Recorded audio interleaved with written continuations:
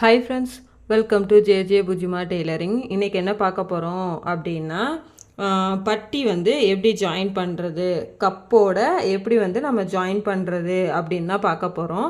So நான் போன வீடியோவில் இந்த கப்பு டாட் வந்து எப்படி ஃபினிஷ் பண்ணணும்னு சொல்லி நான் போட்டிருக்கேன். பார்க்காதவங்க பாருங்கள், அப்போ தான் கண்டினியூவாக பார்த்தீங்கன்னா தான் புரியும். ஸோ இந்த கப் பீஸ் வந்து நம்ம ஸ்டிச் பண்ணி இதை தனியாக ஓரமாக எடுத்து வச்சிடலாம். இப்போ வந்து இந்த மெயின் பீஸ் ஓகேவா, இந்த பீஸில் வந்து நம்ம 4 பீஸ் வந்து எடுத்து வச்சுருப்போம். ஓகேவா, 4 பீஸ் வந்து எடுத்திருக்கோம். இந்த 4 பீஸில் வந்து நம்ம 2 பீஸ் வந்து உள்ளே வந்து நம்ம கொடுக்கறதுக்கும், வெளியில் வந்து நம்ம வந்து 2 பீஸ் வந்து கொடுக்கறதுக்கும் எடுத்து வச்சுருக்கோம். சேம் கலர்லேயே நான் எடுத்திருக்கேன். இப்போ என்ன பண்ணணுன்னா, இது லைனிங்குன்றனால ஃபஸ்ட்டு லைனிங் வந்து நம்ம அட்டாச் பண்ணிக்கலாம். ஓகேவா, இப்போது இந்த கிளாத்தை வந்து நான் வந்து இன்றைக்கி ஒரு ஃபினிஷிங் வந்து சொல்லித்தரேன், சரிங்களா. இதே வந்து லைனிங்குன்றனால இந்த மெத்தடில் நான் இன்றைக்கி வந்து சொல்லித்தரலான் இருக்கேன். ஏன்னா வந்து எப்போவுமே இந்த வேஸ்ட் லைனில் வந்து இந்த பிசுறு தெரிகிற மாதிரி நான் ஸ்டிச் பண்ண மாட்டேன். ஏன்னா எல்லாருமே அதுதான் பண்ணுவாங்க. எனக்கு ஏன் அது கம்ஃபர்டபுளாக இருக்காதுன்னா, இந்த இடத்துல ஒரு மாதிரி பிசுறு இருந்துச்சுன்னா நமக்கு வந்து டிஸ்கம்ஃபர்ட்டாக அந்த இடத்துல ஃபீல் ஆகும்.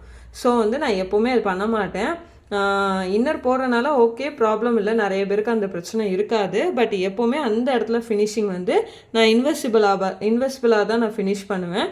ஸோ இன்றைக்கி தான் நான் அதே சொல்லித்தரேன். நார்மல் ப்ளவுஸ் வந்து ஸ்டிச் பண்ணுறப்போ எப்படி இந்த இடத்துல வந்து ஃபினிஷ் பண்ணுறது, நார்மல் பட்டி ஃபினிஷிங் வந்து எப்படி பண்ணுறதுன்னு நான் சொல்லித்தரேன்.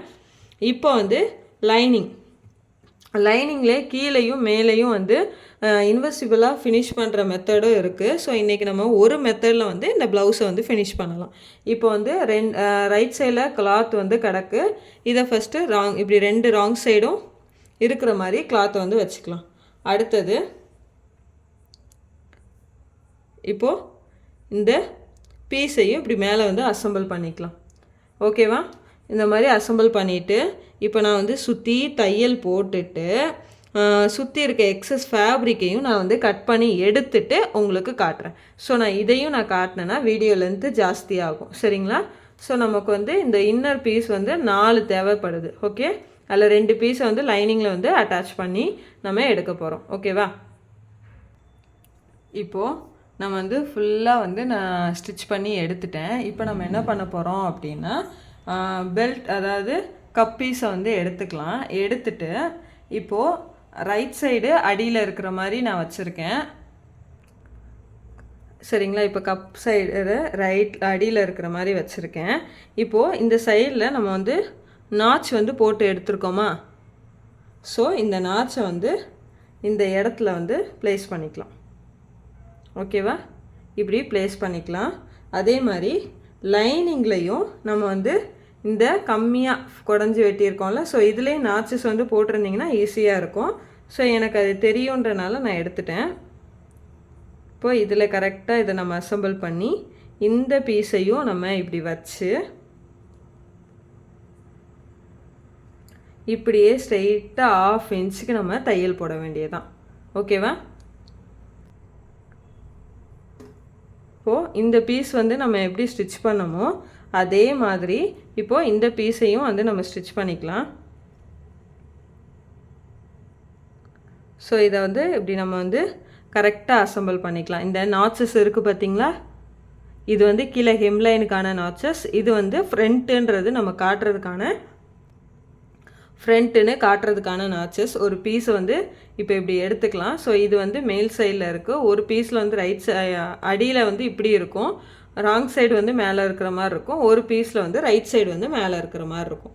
இப்போது இதில் வந்து இந்த பீஸை வந்து அலைன் பண்ணிக்கலாம். அலைன் பண்ணிவிட்டு கீழே இருக்க பீஸ் இருக்குல்ல, எக்ஸ்ட்ரா ஒரு கிரிப்னஸ்க்கு வந்து நம்ம கொடுக்குற அந்த பட்டி பீஸையும் எடுத்து நம்ம வந்து இப்படி ப்ளேஸ் பண்ணிக்கலாம்.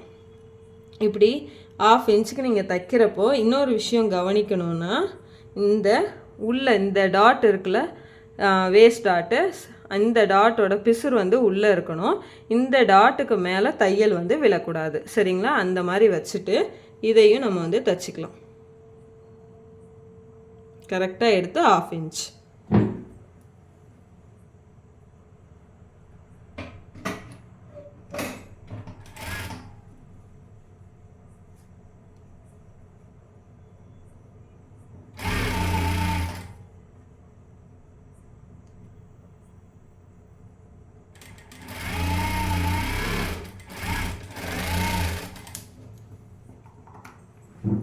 இப்போது நம்ம 2 பீஸையும் எடுத்தாச்சு. ஓகேவா? இப்போ பாருங்கள், இந்த பீஸை இப்படி கீழே இறக்கி அதே மாதிரி இந்த பீஸையும் நம்ம இப்படி இறக்கிட்டோன்னா நமக்கு இன்னரில் வந்து அதாவது உள்பக்கம் வந்து நமக்கு பிசுறு போயிடும். ஸோ இந்த இடத்துல பார்க்குறப்ப நமக்கு எந்த ஒரு டிஸ்டர்பும் இருக்காது.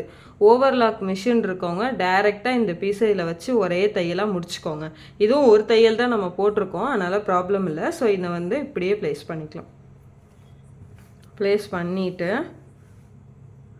இதில் ஒரு அமுக்கு தையல் வந்து போட்டுக்கலாம். ஓகேவா? அதே மாதிரி இந்த பீஸ்லேயும் வந்து வேஸ்ட் லைனில் ஒரு அமுக்கு தையல் வந்து ஃபஸ்ட்டு வந்து நம்ம போட்டுக்கலாம்.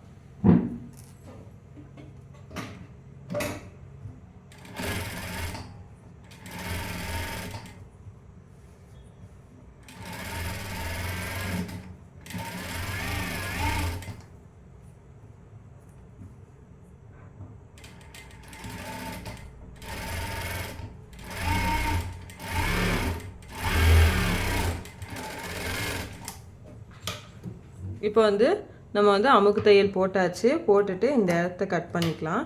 கட் பண்ணிவிட்டு இந்த இருக்கா இப்போ வந்து கீழே 2 பீஸும் வந்து ஒன்று போல் இருக்கான்னு பாருங்கள். சரிங்களா? 2 பீஸும் ஒன்று போல் இருக்கான்னு பார்த்துக்கலாம். கரெக்டாக இங்கே பாருங்கள், இந்த இடத்துல நான் கொஞ்சம் தூக்கி தைச்சதுனால இதில் கொஞ்சம் மடிப்பு விழுந்தனால இந்த பீஸ் வந்து அப் அண்ட் டவுன் ஆயிடுச்சு. சரிங்களா? அதே இதில் பாருங்கள், கரெக்டாக இருக்கா? ஸோ வந்து இப்போ இந்த பீஸை எடுத்துகிட்டு இப்போ இந்த பீஸை நான் இப்படி ரோல் பண்ணிக்கிறேன். ரோல் பண்ணிவிட்டு இப்போது இந்த பீஸை ஒரு பீஸ் வந்து இப்படி எடுத்துக்கிறேன். அடுத்தது இந்த பீஸை நான் இப்படி எடுத்துக்கிறேன். எடுத்துட்டு நம்ம கீழே வந்து எவ்வளோ விட்டுருந்தோம், 1/2 இன்ச். சரிங்களா? அந்த 1/2 இன்ச்சை நான் இப்போ வந்து ஸ்ட்ரெயிட்டாக வந்து தையல் போட்டு எடுத்துக்கிறேன். அதே மாதிரி இந்த பீஸ்லேயும் நான் தையல் போட்டு எடுத்துக்கிறேன்.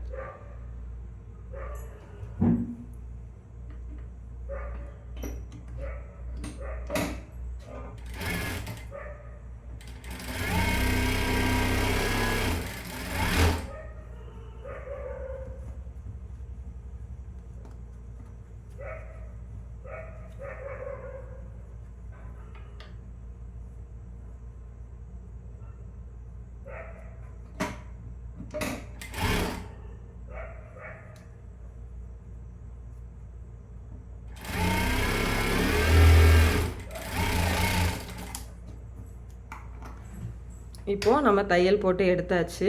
இப்போ இந்த சைட்லேயும் ஸ்பேஸ் இருக்குமா? ஸோ இதை வந்து நம்ம எடுத்துக்கலாம். இப்படி எடுத்துட்டு அயன் பண்ணணும்னா பண்ணிக்கோங்க, பிரச்சனை இல்லை. ஓகேவா?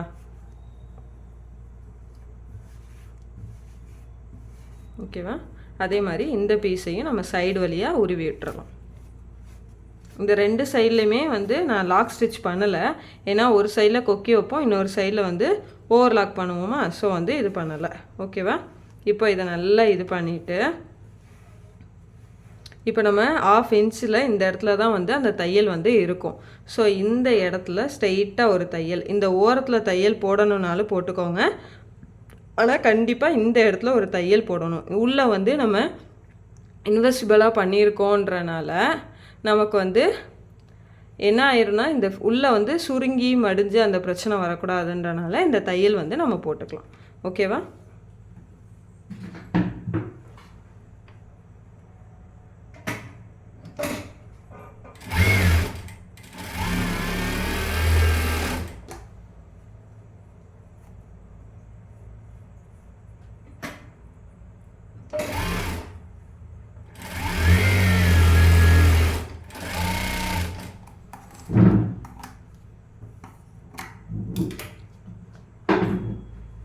அவ்வளோதான்.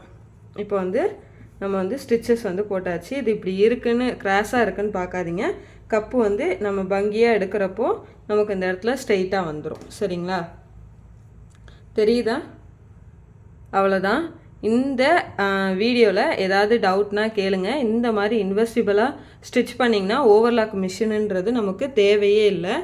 ஸோ இந்த வீடியோ உங்களுக்கு பிடிச்சிருந்துச்சுன்னா லைக் பண்ணுங்கள், ஷேர் பண்ணுங்கள், கமெண்ட் பண்ணுங்கள். மறக்காமல் நம்ம ஜேஜே புஜுமா டெய்லரிங்கை சப்ஸ்கிரைப் பண்ணுங்கள். இதில் ஏதாவது டவுட்டுனா கீழே வந்து கமெண்ட் பண்ணுங்கள். தேங்க்யூ.